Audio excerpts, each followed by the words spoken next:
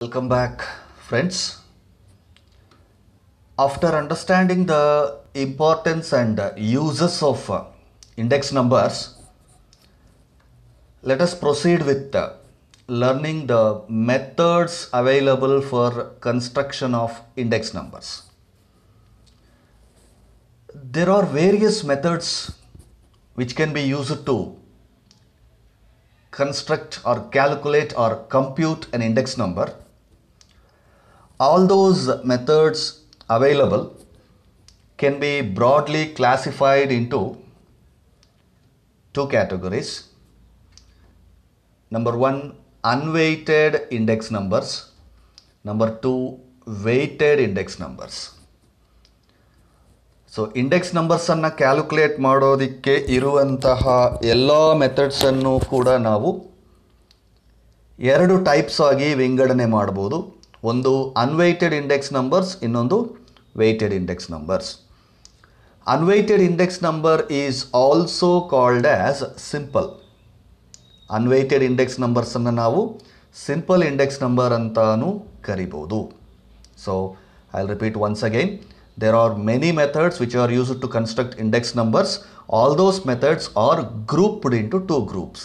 One is simple or unweighted index numbers. Number two is weighted index numbers. The first one is simple because no weights are attached. Only the prices of commodities are taken for calculation. Either the quantities or value or nothing else is utilized. Therefore, it is simple index numbers or unweighted index numbers. Again, these two classifications will have subclassifications. Please observe. Index numbers is classified into unweighted and weighted. Unweighted and simple antare anta helide. Again, under this unweighted index numbers, we have again two categories. One is simple aggregative index numbers. Number two, simple average of price relatives. Simple average of price relatives. Here, aggregative means total. We are just taking the sum total of the prices of the commodities. No average is used in this method. But in the second method, we are using the average of prices. ಇದರಲ್ಲಿ average ಬಳಕೆ ಆಗಲ್ಲ, ಇದರಲ್ಲಿ averages ಮಾಡ್ಕೊಳ್ತೀವಿ. ಇದರಲ್ಲಿ just totals ಮಾತ್ರ ತಗೊಂಡು ಮಾಡಿದಾಗ aggregative ಅಂತಂದ್ರೆ ನಿಮಗೆ ಟೋಟಾಲಿಟಿ ಅಂತ. ನಾವು under weighted index numbers also again you have two categories, that is weighted aggregative, ಇದನ್ನು ಕೂಡ ಟೋಟಲ್ಸ್ ತಗೊಂಡು ಮಾಡ್ತೀವಿ, and weighted average of price relatives. Once again, let us be clear. We are studying the methods of constructing index numbers. All the methods available for constructing index numbers is divided into two groups. One is unweighted, the other one is weighted. Again, the unweighted index numbers are divided into two categories. One is simple aggregative, the second one is simple average of price relatives. Again, weighted index numbers kuda weighted aggregative and weighted average of relatives. So ಒಟ್ಟಿನಲ್ಲಿ ಎರಡು main categories, ಆ ಎರಡರಲ್ಲೂ ಕೂಡ ಮತ್ತೆ ಎರಡೆರಡು categories. So total 4 methods ಬರುತ್ತೆ ನಿಮಗೆ ಇಲ್ಲಿ. Let us study each and every method separately with problems. Now let us take simple aggregative method of constructing index numbers. Simple aggregative method of constructing index numbers. So methods ಜ್ಞಾಪಕ ಇರಲಿ ನಿಮಗೆ. Index ನಂಬರ್ಸನ್ನು calculate ಮಾಡೋದಕ್ಕೆ ಇರೋದು broadly 2 methods, unweighted, weighted. Unweighted ಕೆಳಗಡೆ 2 sub categories, weighted ಕೆಳಗಡೆನೂ 2 sub categories. ಆ ಥರ ನೋಡಿದ್ರೆ 4 ಮೆಥಡ್ಸನ್ನು ನಾವು ಕಲಿಬೇಕಾಗತ್ತೆ. ಸೊ ಮೊದಲನೇದು ಅನ್ವೈಟೆಡ್ ಇಂಡೆಕ್ಸ್ ನಂಬರ್ಸ್ ಕೆಳಗಡೆ ಬರುವಂಥ ಫಸ್ಟ್ ಮೆಥಡನ್ನು ತಗೊಂಡಿದ್ದೀವಿ. That is simple aggregative method. As the name tells us, it is the simplest method of calculating index numbers. In this, we consider only the prices of commodities. Prices of commodities ಬಿಟ್ಟು ಬೇರೆ ಏನನ್ನೂ ನಾವಿದರಲ್ಲಿ ತಗೊಳ್ಳೋದಿಲ್ಲ. So, how does this method work? we compare the total of all the prices of commodities in the current year as a percentage of the prices in the base year. Simple ಆಗಿ ಕೇಳಿಸ್ಕೊಳ್ಳಿ. Current ಇಯರಲ್ಲಿ current period ಅಥವಾ current ಪೀರಿಯಡಿನ prices ಯಾವುದ್ರದ್ದು? ಕಮಾಡಿಟೀಸ್ದು. That commodities can be anything. It can be wheat, rice, pulses, oil, sugar, it can be vegetables, it can be fruits, it can be rent, it can be any price. So, current year's prices of the commodities is expressed as a percentage of the prices in the base period. So, ಇದರಲ್ಲಿ ನಮಗೆ ಮುಖ್ಯವಾಗಿ ಎರಡು things you should understand. Two things. One is current period, the second one is base period. Even in my last video also I was explaining, current period is the current existing year. ಈಗ ಯಾವ ಇಯರಿಗೆ ನಾವು index ನಂಬರನ್ನು calculate ಮಾಡ್ತಿರ್ತೀವೋ that will become our current period. And ಹಳೆಯ ಯಾವುದೋ ಒಂದು ವರ್ಷಕ್ಕೆ ನಾವು ಅದನ್ನು ಕಂಪೇರ್ ಮಾಡ್ತೀವಲ್ಲ, that will be your base year or base period. So simple aggregative method ಏನು ಹೇಳುತ್ತೆ? It will compare the prices of the commodities in the current year with the prices of the commodities in the base year and expresses it as a percentage. Now, let us see the equation available formula. P01 ಅಂದರೆ ದೊಡ್ಡದಾಗಿ P ಬರೆದು ಅದರ ಪಕ್ಕದಲ್ಲಿ ಕೆಳಗಡೆ 01 ಅಂತ ನಾವು ಬರೆದ್ರೆ, P01 ಅಂತ ಬರೆದ್ರೆ that is price index number. That is the symbol we use for writing price index number. P ದೊಡ್ಡದಾಗಿ ಬರೀಬೇಕು, ಪಕ್ಕದಲ್ಲಿ 01 ಅಂತ ಚಿಕ್ಕದಾಗಿ ಬರೆದ್ರೆ, so that is price index number. Calculate ಮಾಡೋದಕ್ಕಿರುವಂತಹ ಫಾರ್ಮುಲಾ ಏನು? summation of P1 divided by summation of P0 into 100. Summation of P1 by summation of P0 into 100. What is that P1? P1 is current year's price. P ಅಂದರೆ price, 1 stands for current year. Now, P0 is base year's price. P is price, 0 stands for base year. So, what is the equation telling us? Current year's price is equals to sum of the prices of all the commodities in the current period divided by sum of the prices of all the commodities in the base year into 100. We use into 100 because we have to express it as a percentage. So, let us say ನಾವು ಒಂದು 4 ಕಮಾಡಿಟೀಸ್ನ ಪ್ರೈಸನ್ನು compare ಮಾಡ್ತಾ ಇದ್ದೀವಿ, A, B, C, D. ಈ A, B, C, D ನ prices current ಇಯರಲ್ಲಿ ಎಷ್ಟಿದೆಯೋ ತಗೊಂಡು add ಮಾಡ್ಕೊಳ್ತೀವಿ. ಅದೇ ಎ ಬಿ ಸಿ ಡಿ ಕಮಾಡಿಟೀಸಿನ ಪ್ರೈಸು ಬೇಸ್ ಇಯರಲ್ಲಿ ಎಷ್ಟಿರುತ್ತೋ ತೊಗೊಳ್ತೀವಿ, ಆ್ಯಡ್ ಮಾಡ್ಕೊಳ್ತೀವಿ.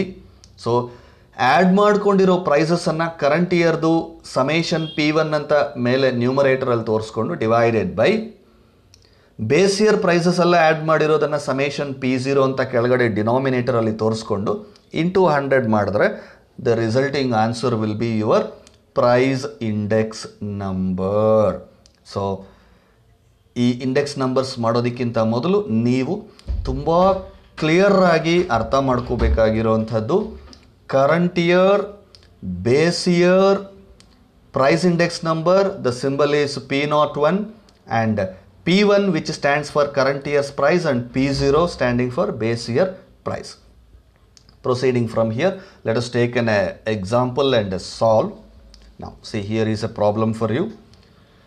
Calculate price index number for the following data by using simple aggregative method and comment on the result. So they are asking us to calculate price index number under simple aggregative method. So what is the information they have provided us? There is a table, items and prices in two types of prices they have given in two periods. One is in 2010, the other one is 2012. Now items one by one they have given. See, first item is wheat per kg. 2010 ಅಲ್ಲಿ 1 kg ಗೆ 20 ರೂಪಾಯಿ ಇತ್ತು, 2012 ಅಲ್ಲಿ 23. Rice 2010 it was 31, 2012 38.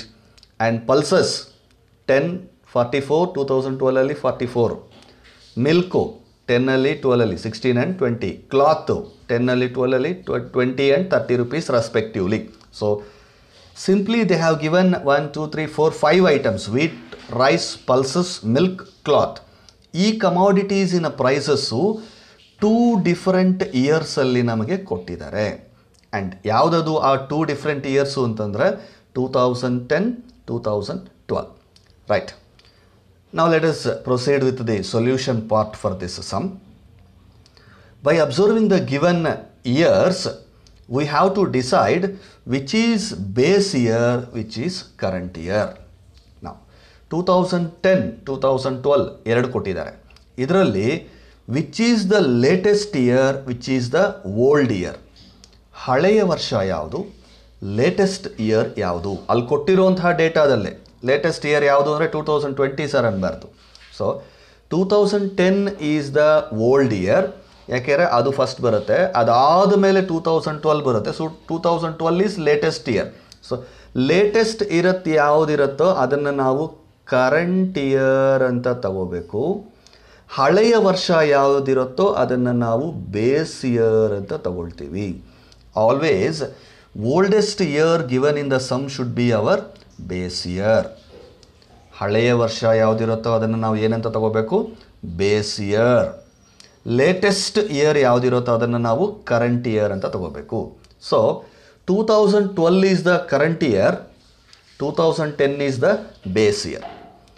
Base year ಪ್ರೈಸನ್ನು ನಾವು ಏನಂತ ತಗೊಳ್ತೀವಿ, P0. Last ಸ್ಕ್ರೀನಲ್ಲಿ ಹೇಳಿದ್ದೀನಿ ನಾನು ನಿಮಗೆ. Come on see here. Base year price we are calling it as P0, current year price we are calling it as P1.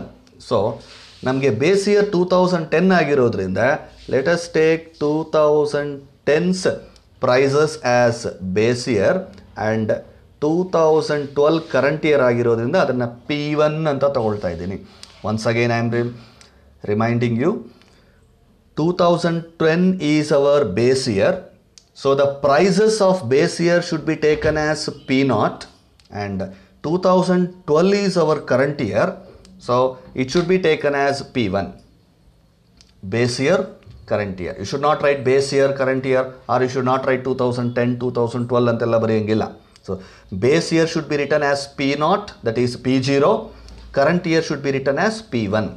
ಬರೆದಿದ್ದಾದಮೇಲೆ ಸೊಲ್ಯೂಷನಲ್ಲಿ take the prices of all the commodities exactly as given in the question. ನೋಡಿ, wheat, rice, pulses, milk, cloth prices ಏನೇನು ಕೊಟ್ಟಿದ್ದಾರೆ exactly the same prices as it is copied in the solution with an additional column that is total. That means we are adding all the prices of base year. 2010 ಎಲ್ಲ ಕಮಾಡಿಟೀಸಿನ ಪ್ರೈಸಸ್ ಏನಿತ್ತು that we are adding, that is coming to 127. And on the other hand we are adding all the prices of the current year that is P1, that is 2012, that is coming to 158. So ಕ್ವಶನಲ್ಲಿ ಕೊಟ್ಟಿರುವಂತಹ ಡೇಟಾಗೆ ನಾವು additional ಆಗಿ add ಮಾಡಿರುವಂಥದ್ದು ಏನು, just totals ಮಾಡಿದ್ದೀವಿ ಅಷ್ಟೇ. ನಾವು apply the equation. Price index number P01 equals to, formula ಗೊತ್ತಿದೆ ನಿಮಗೆ, summation P1 by summation P0 into 100. ನಾವು summation P1 is current years price total. Current years price total ಇಲ್ಲಿ ಮಾಡಿದ್ದೀವಿ. ಕರೆಂಟ್ ಇಯರ್ ಯಾವುದು 2012, ಆ ಕರೆಂಟ್ ಇಯರ್ ಪ್ರೈಸಸ್ಸನ್ನೆಲ್ಲ add ಮಾಡ್ಕೊಂಡಿದ್ದೀವಿ 155. Therefore summation P1 is 155 divided by summation of P0, that means all the total of the prices of base year. So base year prices annella add madkondaga here you got summation P0 equals to 127. Therefore 127 into 100 you are getting 122.05 is your index number. This is your price index number. It's quite as simple as it is. Current year ಪ್ರೈಸಸ್ಸನ್ನೆಲ್ಲ add ಮಾಡ್ಕೊಳ್ಳೋದು divided by base years prices ಎಲ್ಲ add ಮಾಡಿಕೊಂಡು into 100. And ಅದಕ್ಕೂ ಮೊದಲು base year current year ಯಾವುದು ಅಂತ fix ಮಾಡ್ಕೊಳ್ಳೋದು ತುಂಬ ಇಂಪಾರ್ಟೆಂಟು. ಹಳೆಯ ವರ್ಷ always base year, old year is always base year, latest year is always current year. Suppose ನಮಗೆ 2009, 2010 ಕೊಟ್ಟಿದ್ದಾರೆ, 10 is current year, 9 is base year, as simple as it is. Clear? So there is no confusion in which is base year, which is current year. Clear? So we got the price index number answer 122.05. Now you should write the conclusion there. Andre, as I have told you in my earlier video also, base year index number is always 100. Base year index number is always 100. So now we calculate ಮಾಡಿರೋದೇನು current year index number. Current year index number we got how much? 122.05. Base year ದು 100 ಆದರೆ current year ದು ನಮಗೆ 122.05 ಬಂದಿದೆ ಅಂದರೆ increase ಆಗಿದೆ. ಎಷ್ಟು increase ಆಗಿದೆ? 100 ಇದ್ದಿದ್ದು 122 ಆಗಿದೆ ಅಂತಾರೆ 22 ಇನ್ಕ್ರೀಸ್ ಆಗಿದೆ ಅಲ್ವಾ? 100 ರೂಪಾಯಿ ಇರೋದು 110 ರೂಪಾಯಿ ಆಗಿದೆ ಅಂದರೆ ಏನಪ್ಪ ಜಾಸ್ತಿ ಆಗಿದೆ? ಎಷ್ಟು ಜಾಸ್ತಿ ಆಗಿದೆ? 10 ರೂಪಾಯಿ ಜಾಸ್ತಿ ಆಗಿದೆ. ಸೊ 100ರ ಮೇಲೆ over and above the 100, the amount of increase that we are seeing here should be taken as the prices have increased by that much amount of percentage. So in this case we got P01 as the index number, that is 122.05. It means in 2012 the prices have increased by 22.05%.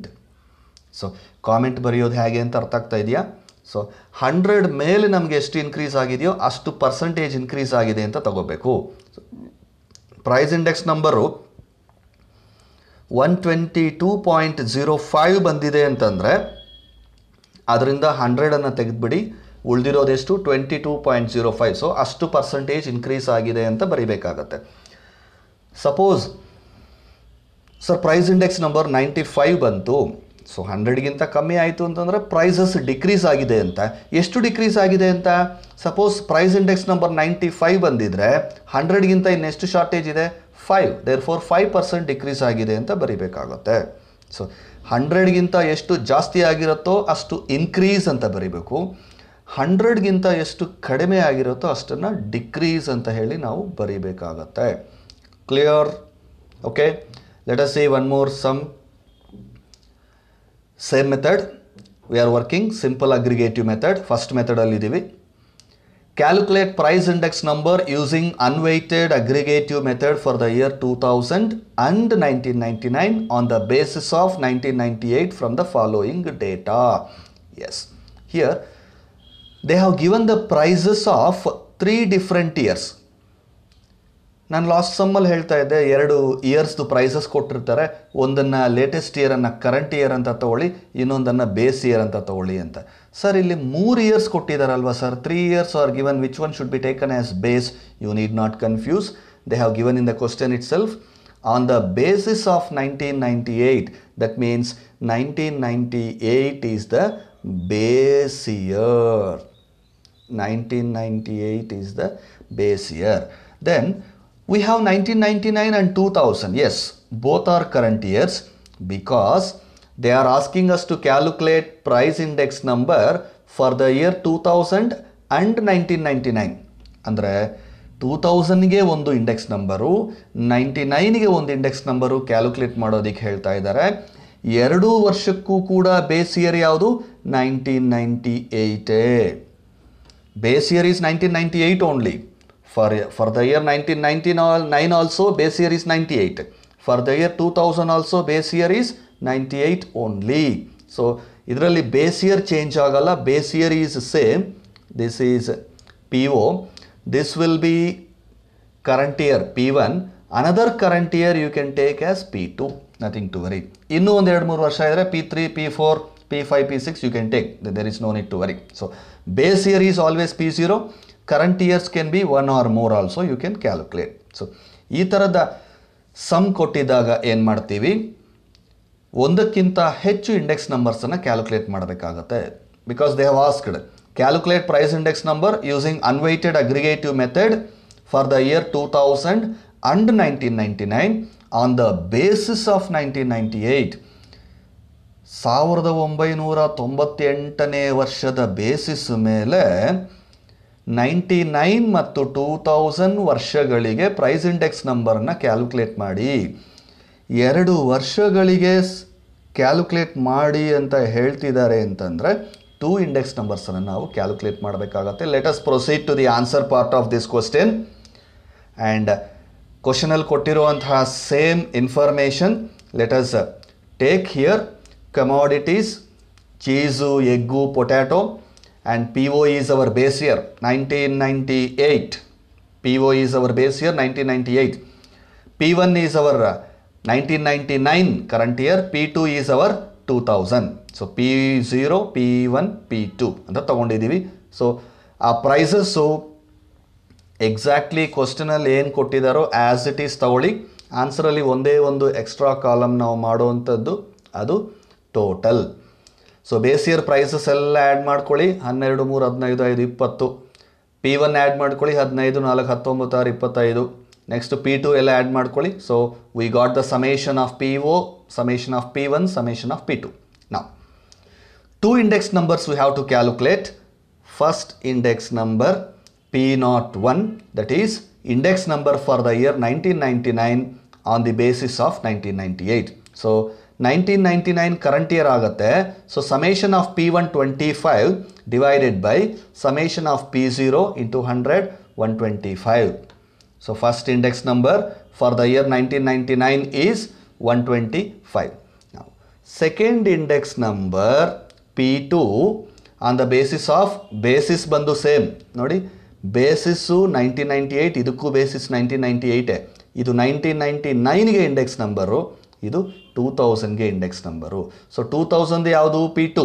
So P2 summation total 25.1 divided by 20 into 100 125.5. Try to understand.